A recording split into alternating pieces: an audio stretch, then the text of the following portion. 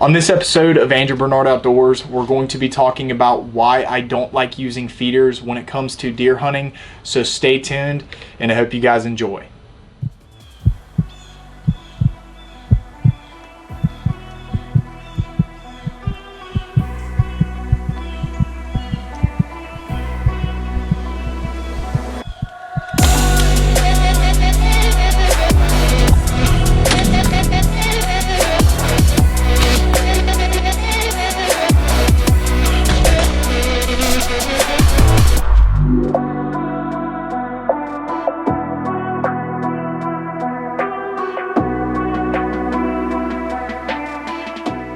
Such a weirdo. I don't know what I would do without the outdoors and filming.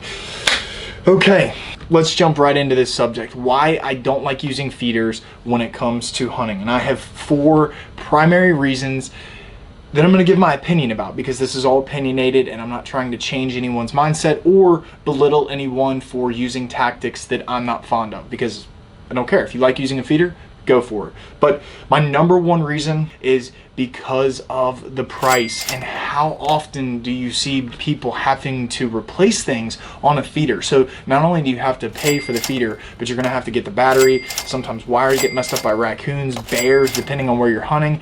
It's a very expensive thing to keep up and running just to have deer on a feeding schedule. And that jumps right into my second reason. I believe in fair chase, and I like the challenge. I don't want my bucks on a clockwork schedule, and I don't want my bucks right here in this exact spot. But I'm also that hunter too that's going to wait for the opportunity for that perfect shot, and if I don't get it, that deer is going to see another day. So number 3, and this is something that I don't think is really talked about much in the outdoor industry, so we're going to talk about it here, and that goes into deer behavior and deer patterns.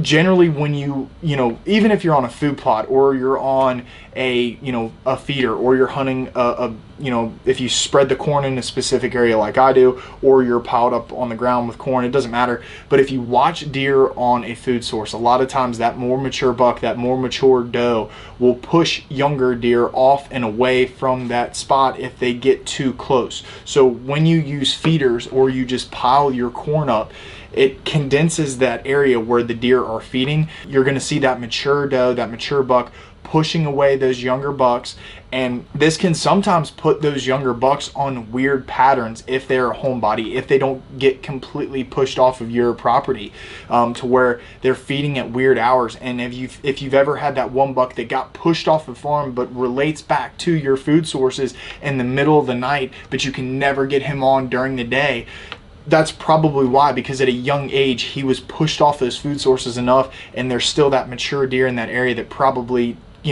kept him away, and now he's found his home range elsewhere. That when I put food out, I just like to scatter it all over, and I create my own little thing called a feed plot, and I go in about a 20-yard by 20-yard section, and I just scatter it everywhere, and it keeps those deer from feeling too pressured by one another, allowing multiple deer to feed at the same time. Now the 4th reason that goes into this, and it's not really important to most, because a lot of people that feed are just out there to fill their freezer with deer meat, but I like to feed the entire ecosystem. There's raccoons, there's rabbits, there's deer, there's turkey, there's squirrel. There are so many animals out there that come and feed and benefit from what I put out for the deer, like the big tine, like the corn, like the minerals, things like that. There's not just deer in the area that feed off of that stuff. I'm here to help the entire ecosystem. Although I'm there for the whitetails, I do like to help out all the species in the woods. So those are my 4 reasons why I do not like using feeders. Be sure to give it a thumbs up if you enjoyed this video, and if you'd like to see more content like this, leave some comments below on what you want me to talk about next. Also check out all the links in my description below, and I'll catch you guys later on the next episode of Andrew Bernard Outdoors.